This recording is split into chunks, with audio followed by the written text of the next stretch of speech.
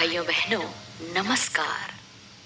वर्तमान समय के अधिकांश माता पिता इस बात को लेकर दुखी रहते हैं कि उनके बच्चे उनका कहना नहीं मानते, बात बात पर गुस्सा करते हैं, चिड़चिड़ाते हैं, उद्दंड हो गए हैं, आदि आदि।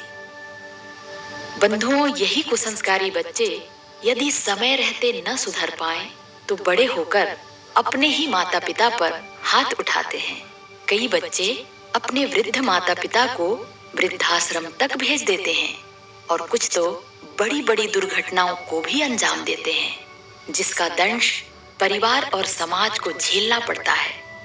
माता पिता को बेइज्जती सहन करनी पड़ती है और बड़ा अफसोस होता है उस संतान के जन्म पर जिसके जन्म के लिए डॉक्टरों के चक्कर लगाए थे, जगह जगह मन्नतें मांगी थी, बड़े बड़े सपने संजोए थे और जन्म के बाद पालने पोसने, खिलाने पिलाने और पढ़ाने लिखाने में एड़ी चोटी एक कर दी थी।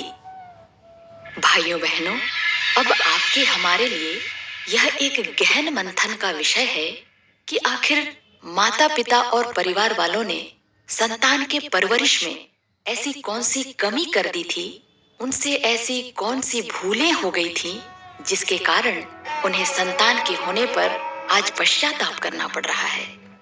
और साथ ही यह भी गहन अध्ययन का विषय है कि दुनिया में जो बच्चे सुसंस्कारी हुए, माता पिता के आज्ञाकारी हुए, परिवार, समाज और राष्ट्र के लिए गौरव का कारण बने, उनके जन्म और पालन पोषण में कौन सी पद्धति अपनाई गई थी। गर्भ विज्ञान के इस चलचित्र में हम इसी रहस्य को आध्यात्मिक और वैज्ञानिक दृष्टि से समझने का प्रयास करेंगे, ताकि भविष्य में बनने वाले माता पिता श्रेष्ठ संतान प्राप्त करने की विधा को समय रहते समझ सकें और सीख सकें। बंधुओं, संतान का निर्माण वस्तुतः उसके पैदा होने के बाद नहीं, गर्भकाल से ही आरंभ हो जाता है और जन्म लेने तक लगभग 80% पूरा हो जाता है। यह प्रक्रिया हमें दिखाई नहीं देती, पर अदृश्य रूप से चलती रहती है। वॉइस रिकॉर्डर आवाज को जैसे अंकित कर लेता है, उसी तरह गर्भवती के मन में उठने वाले अच्छे बुरे सभी विचार एवं भावनाएं शिशु अपने अवचेतन मस्तिष्क में समेट लेता है। वह पूरी तरह से आत्म चैतन्य भी होता है। जीवात्मा पुराने शरीर को छोड़ चुकी होती है और इस नए शरीर की अनुभूति में नहीं होती, इसलिए उसका अवचेतन मन सभी नए अनुभूतियों को अपनी स्मृति में रखता जाता है। माँ की सोच, भावनाएं, व्यवहार एवं वातावरण का गर्भस्थ शिशु पर बहुत ही गहरा प्रभाव पड़ता है। आइए इसे समझने के लिए हम अपने स्वर्णिम इतिहास की ओर देखें।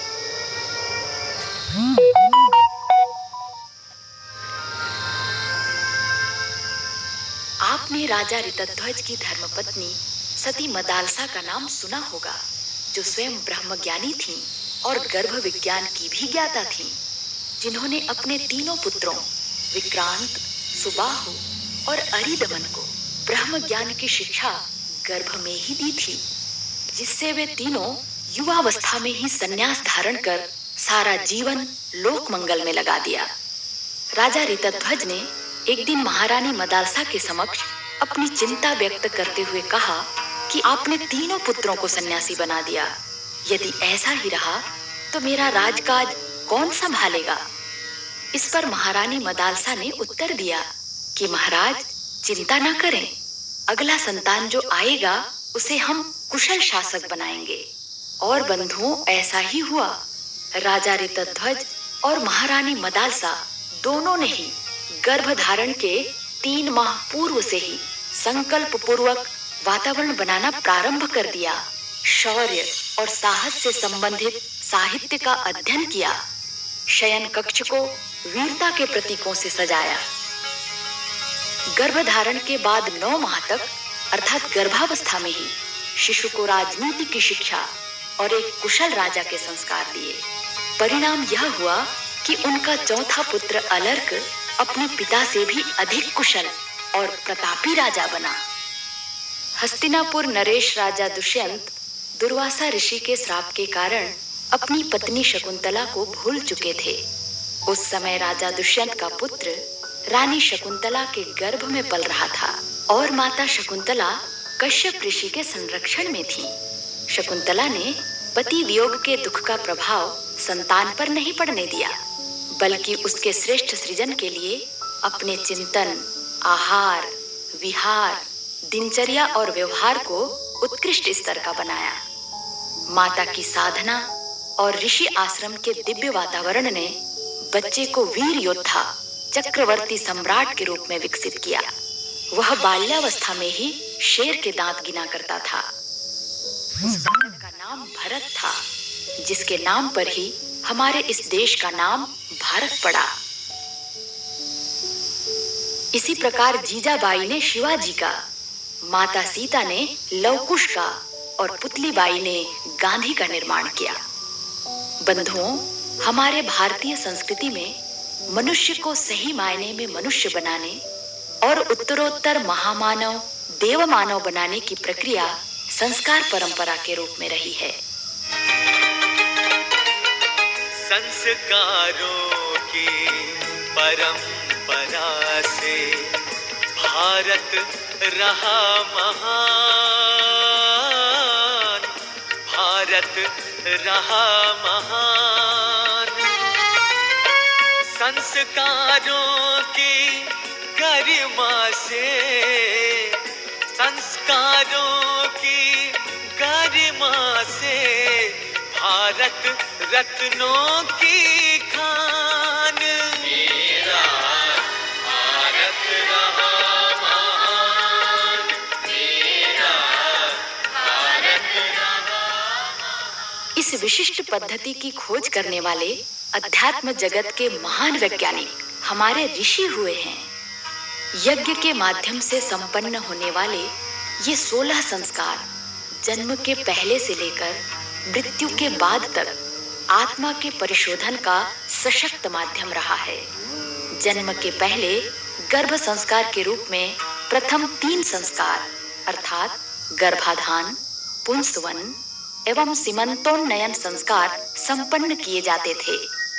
गर्भाधान संस्कार का उद्देश्य ये था कि पति पत्नी दोनों ही ये सुनिश्चित करें कि वे शारीरिक दृष्टि से स्वस्थ, मानसिक दृष्टि से परिपक्व एवं आर्थिक दृष्टि से समर्थ हो चुके हैं और अब परिवार व समाज की अनुमति लेकर माता पिता बनने की बड़ी जिम्मेदारी शास्त्रोक्त विधि से स्वीकार करते हैं। गर्भधारण के 3 माह बाद पुंसवन संस्कार का विधान है, जिसके बारे में आगे विस्तार पूर्वक समझेंगे। 7वें माह में तीसरा संस्कार सीमंतोन्नयन कराया जाता था, जिसमें गर्भ शुद्धि और आदर्श दिनचर्या को दृढ़ता पूर्वक पालन करने का संकल्प भावी माता पिता और घर के परिजनों द्वारा यज्ञ के समक्ष लिया जाता था। युग ऋषि परम पूज्य गुरुदेव पंडित श्री राम शर्मा आचार्य जी ने देश काल व परिस्थिति को ध्यान में रखते हुए गर्भ के इन 3 संस्कारों में से केवल पुंसवन संस्कार को अनिवार्य रूप से संपन्न कराने का निर्देश दिया, जिसमें गर्भाधान और सीमंतोन्नयन संस्कार की शिक्षाओं, लाभ एवं वैज्ञानिकता का भी यथोचित समावेश किया गया है। बंधुओं, माता के शरीर से शिशु का शरीर बनता है, माता के विचार से शिशु का विचार और माता की भावनाओं से ही शिशु की भावनाएं बनती हैं। परिवार और समाज के वातावरण का भी गर्भस्थ शिशु पर बहुत गहरा प्रभाव पड़ता है। गर्भावस्था से ही उसका व्यक्तित्व, व्यवहार और स्वभाव बनने लगता है।